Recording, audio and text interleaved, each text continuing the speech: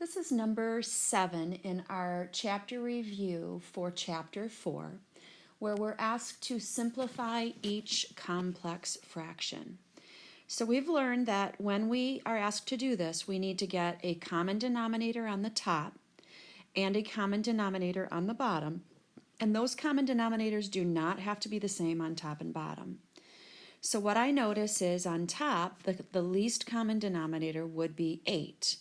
I already have 8 in the denominator of the first fraction, but I have to multiply the top and bottom of the second fraction by 4 to get an 8 in the denominator.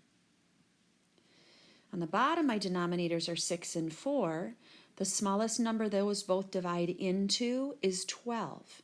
So I have to multiply the top and bottom of the first fraction by 2 to get a 12 on the bottom, and the top and bottom of the second fraction by 3 to get a 12 in the bottom.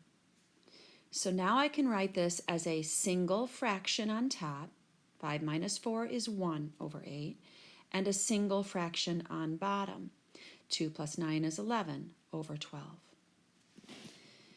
And now it's just a division problem. 1/8 divided by 11/12 is the same as the multiplying 1/8 by the reciprocal of 11/12. And now I notice that 8 and 12 have a common factor. They both divide by 4. 8 divided by 4 is 2, and 12 divided by 4 is 3. So finally, top times top is 3, and bottom times bottom is 22.